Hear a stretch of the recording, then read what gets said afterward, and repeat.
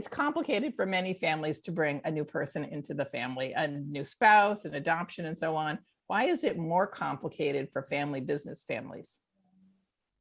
It's complicated for family business families to bring a new person into the family, and we can talk about who those new people are, because families have a set kind of structure that they get used to, and almost any change in the family causes a kind of anxiety, even happy changes. So, for example, the birth of a child, a wedding, an adoption, any kind of change in the family is a disruption to the family system. It changes the relationships that family members have with each other. And so in a family business, what happens is that because there's the business also that is the center point for the family and the family's focus, the family members can get more anxious about changes because they're in a political system, they're in an ownership relationship with the business that they have to deal with each other every day. And therefore those changes, those little disruptions become even more disruptive, or can be, with family business families. So I can imagine for someone coming into a business family, let's just say an adult spouse or partner coming into a family, they may have no idea how complicated it is, what they're going into, or are people often surprised by how their entrance changes or reflects in some way in the business family? New entrants to the family are often surprised in business families. New entrants to the families are often surprised because they don't understand kind of the rules of engagement that business families in particular have to have. So, for example, in a family in the South, the successor to the business brought his young wife into the family, and she was very outgoing, very gregarious, and she liked to post pictures of herself, particularly pictures of herself in the institutions in the town that were named after the family, that had been donated by the family. And the rest of the family was horrified. And they thought she was rude, crude, and that she was clueless, and she had no idea. So there was a kind of a mutual disruption that happened there, all with good intentions, where she thought she was doing something great, and the family thought that what she was doing was not appropriate for their status in the community. So how bad can a disruption get if that person had no idea what she was doing? Like, what are the stakes? So why does somebody being kind of not aware, or cultural mismatch, or different in some way, why does that potentially lead to bad things? So what happens is that for example, I just use this family as an example, when something like that happens and there's a kind of faux pas, cultural faux pas, then her sisters-in-law then got upset with her, and then there began to be jealousy when the sister's mother, the matriarch, spent time with the children of this new person, and then the sisters got upset with that. So what happens is it's a little bit of a domino effect. As soon as one new person gets labeled in a certain way as a disruptor, let's just say, then the rest of the family can mobilize and work in unconscious ways to kind of move that person out to the side. Now, the problem is, in this case, because it was a spouse of the successor to the business, then that leads to problems in the business, because then the successor's wife is being ostracized by other members of his family, which is not acceptable. So that's the case where it can kind of blow up. Lots of times spouses get a bad rap in family businesses for exactly this reason, because they come in and they have not a great notion of what it means to the kind of rules of engagement to be a business family member. And then what happens is that they wind up being labeled as the troublemakers. They wind up as carrying the baggage of some of the issues in the family without really knowing about it, without really knowing that that's what they're doing. They thought they were marrying this person who would have control over their household. But in fact, when you marry into a business family, lots of times you don't have control over things that you expected to have control over. Well, I'm going to talk about both sides of that equation, the family and the new entrant. Let's talk about the new entrant, the new spouse or partner first. So how do you prepare yourself to not unwittingly stir things up, but also not lose your own identity and who you are in joining a family that perhaps has a really large and established culture? How do you stay you, but also respect the family you're going into? Well, the question for the spouse of how you keep your own identity in a family business is really tricky and people handle it different ways. Some people keep their distance. They basically kind of stay away from all of the drama in the family business, if there is some. And they may show up for particular events, but they don't really get involved. They try to stay distant from it. Other people just jump right in. They learn the culture. They become essential members of the business, of the enterprise. They may be involved in the foundation, and they become spokespeople for the family and for the family business. That happens often.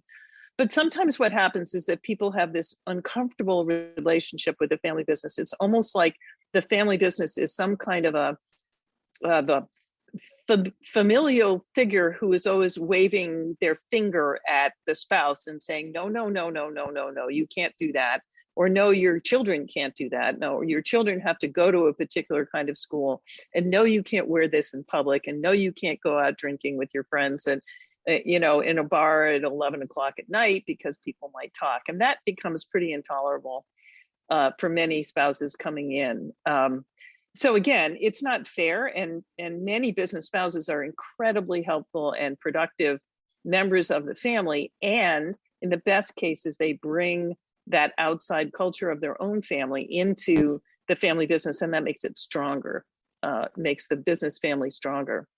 But it's very challenging, and spouses are not the only people who join. Interestingly, when people get married, they also bring in-laws, and in-laws can be a source of tension too, because once their children born, then there becomes this kind of push me, pull you relationship, because now the children who are supposed to be part of the business family, right? They're important successor candidates for the business family, but they also have this other family that they're part of. And there can be a lot of tension around in-laws and grandchildren as a result of that what's supposed to be that magnetic pull of the business family that's supposed to incorporate everyone into that unit as opposed to other family units.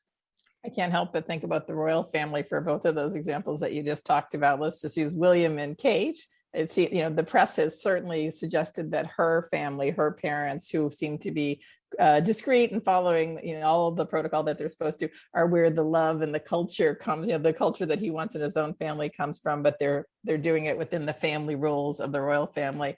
And with Meghan and Harry, in-laws, Meghan maybe has had some challenges fitting into the family business, let's put it that way. And she brought in-laws. She brought a father who doesn't follow any of the rules and a mother who does, and the complexities of that. I can imagine you can see it enacting out with that group of people right away.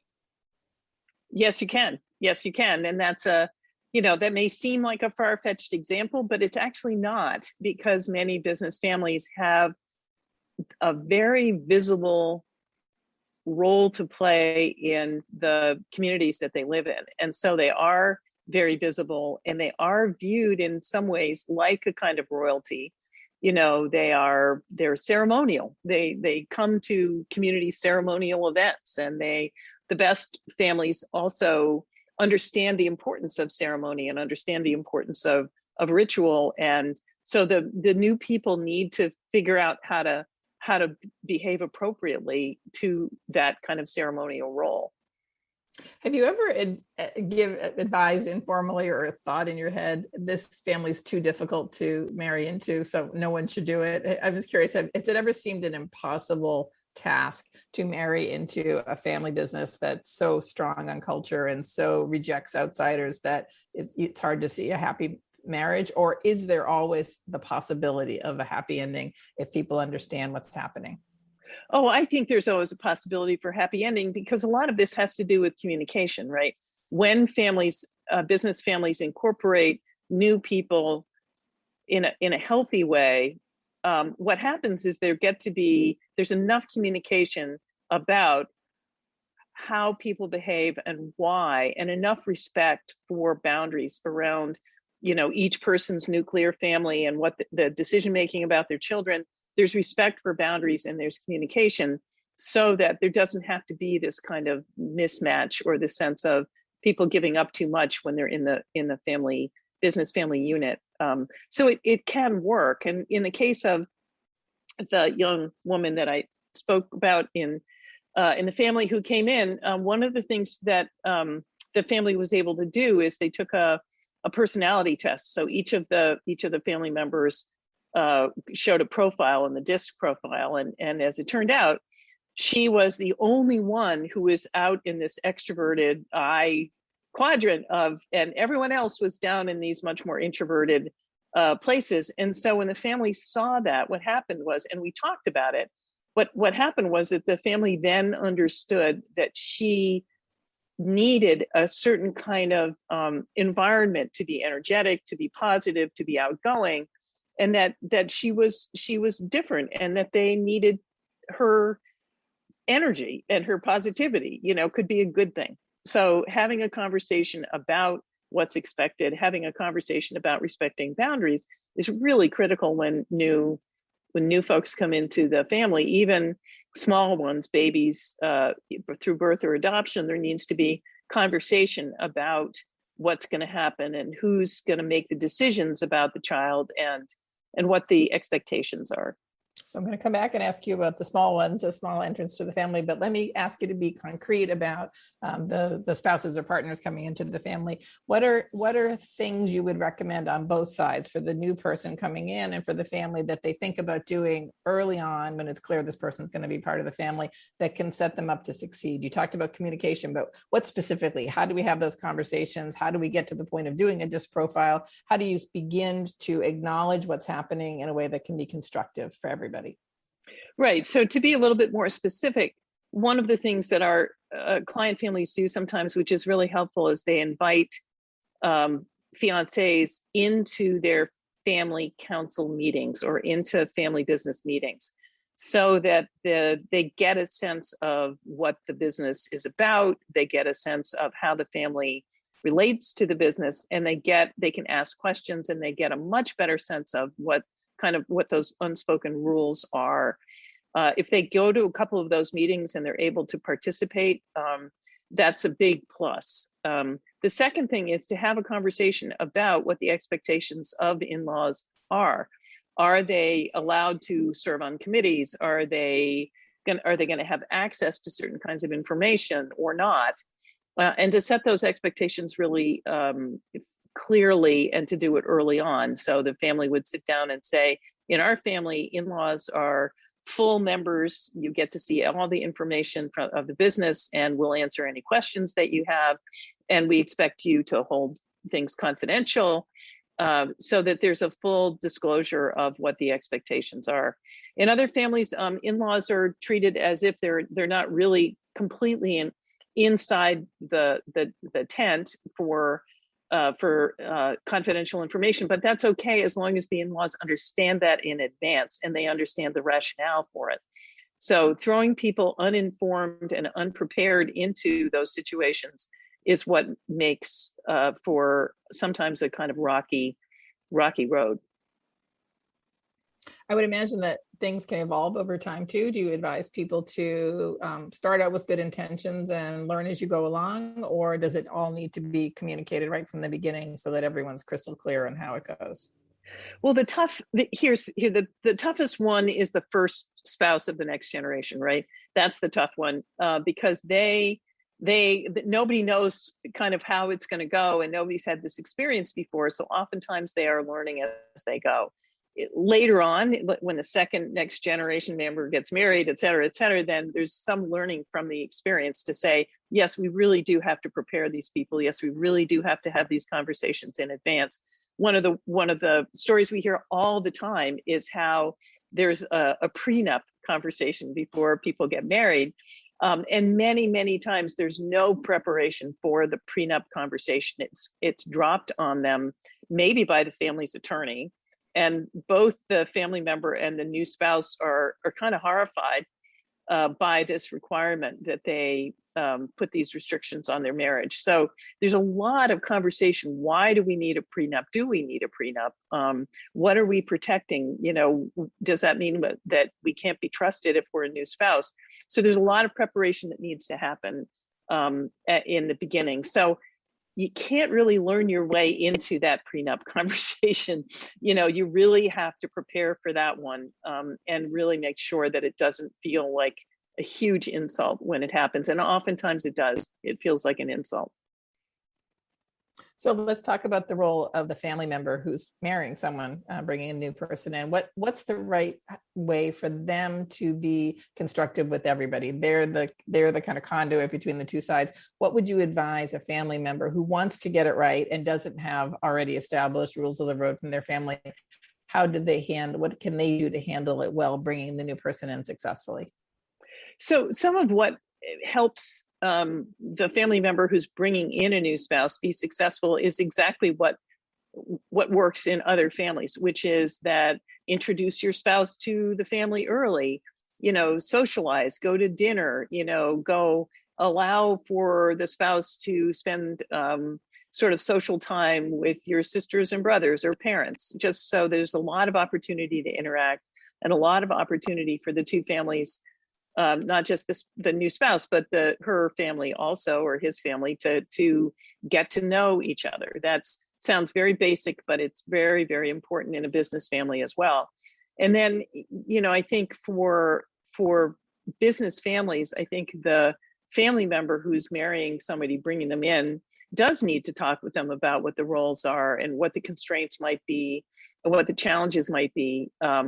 And also they need to have a conversation about boundaries, which again is hard because until you have a child, you don't understand all of the demands that will be made on you about who has access to that child and what that child, the expectations for that child is too. But as much as it's possible for the family member to really talk openly with their new spouse, that's they can't do it enough. Let's just put it that way. So you don't advise running off to Vegas and coming home and saying, surprise, here's my new spouse. No, and you know what? We haven't talked about this, but one of the worst surprises that disrupt family businesses, and of course this is in almost every story about family businesses, is the parent who has lost a wife or a husband, right? The patriarch or the matriarch, or divorced or lost to death, and they suddenly appear 6 months later with a new spouse and drop that person. What a horrible experience for the new spouse on that one. But the whole step parent dynamic is really problematic. That's another new person in the family, and oftentimes the matriarch or patriarch feels guilty about it, so they don't prepare their children for it. They don't prepare the rest of the family for it. And so, of course, it's contentious right from the beginning. There's no way it can't be contentious because it's a surprise and it's extremely difficult for the family to manage. So is there a better way for a patriarch or matriarch to bring what is a new step parent into the family? Is there a best case scenario of how they can manage it well so it doesn't trigger all of the bad things that can happen? I think anytime there's a remarriage, there's always a super difficult adjustment for the family to make. And in family business, it's often worse because of the connectedness that families in business feel to each other. So I don't think that it's inevitable that there is tension, but I would say I've hardly ever seen a case where there isn't tension about a new step parent coming in to replace someone who's died or been divorced. I think that a lot of it depends on, again, how open the parent is who is getting remarried, how open they are about the relationship, how open they are about the person, how open they are to their children's feelings about the remarriage, how much conversation there is about why and who and how. So that the more conversation there is and the more preparation there is, it's the same as we were talking about before. the better it's likely to go with a step parent. And then with step parents, of course, it matters greatly how old the next generation are when the step parent comes in. But step parents have a delicate balancing act of trying to be supportive, trying to provide love and stability, but not try to replace a parent who's not there anymore. Well, we've talked about new entrants to the family in ways that are disruptive. We call it the disruptions in the chapter, but let's talk about new entrants to the family in ways that are positive, but also disruptive. So what about, I assume babies in all forms are generally good news, but how can that play out in a way that does disrupt the family? Well, sure. I mean, weddings are positive, babies are positive, but the thing about babies is that everybody wants to see them. Everybody wants to be special to them. And babies have several pairs of grandparents, sometimes more if there are step parents involved. And babies have aunts and uncles. And so what happens with a baby is that this family gets almost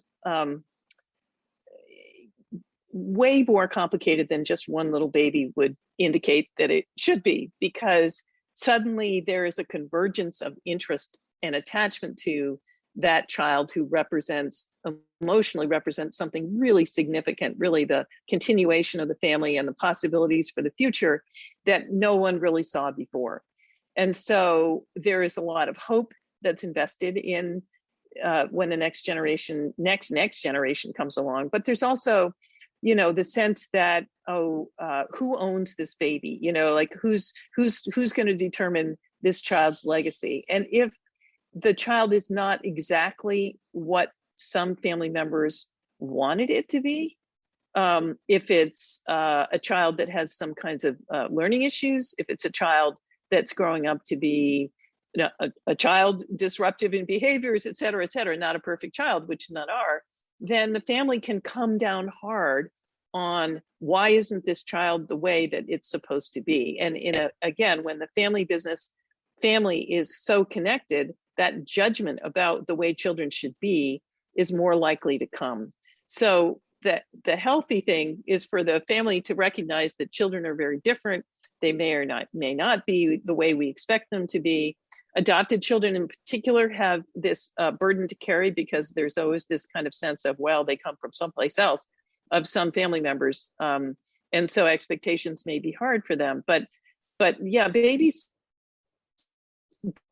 are wonderful deliverers of joy, but they're also the opportunity for there to be a lot of expectation and demand loaded onto the parents of that child. So let's leave with the sort of takeaways of best case scenario, the best things you can think about doing. In practical terms, what would we guide people to do? Is it for the whole family to have the conversation together before it becomes an issue for anyone? Is it a case by case basis? Give us some takeaways on how do I think about getting this right so I don't have difficult conversations down the line. So some of the families that we work with begin to have conversations about spouses before the next generation is married, and they talk as a family, as a nuclear family, and they say, okay, so and so has a serious boyfriend. Let's talk about the way we're going to deal with spouses. Are they going to be included in the meetings? Are they going to be able to work in the company? Will the family employment policy cover them? And so there are conversations before anyone is married in the nuclear family that just say, here, this is the way we want to deal with spouses. And that's hugely, hugely important. Now, almost nobody has a conversation about babies because they just go, whoa, hey, wonderful, we have a baby. But I think as much as you can prepare, the family can prepare by having conversations, and also having conversations about boundaries, which is to say, when a next generation family members, before there's babies, when the next generation family member gets married, how is their family going to establish its own boundaries in relation to the business family, right? So you can start to have that. Are they going to have holidays separately? Are you going to have, should mom call before she comes over to their house, or can mom just walk into their house?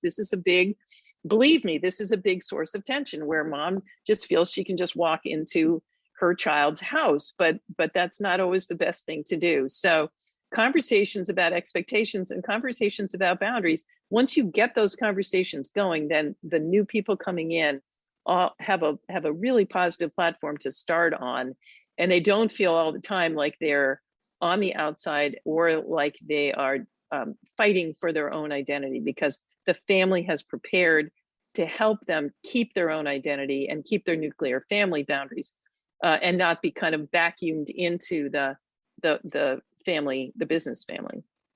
So the other side of the coin is, if a family didn't do all that and they find themselves with difficult situations, challenges, relationships, is it possible to course correct, or is it very difficult to pull it back?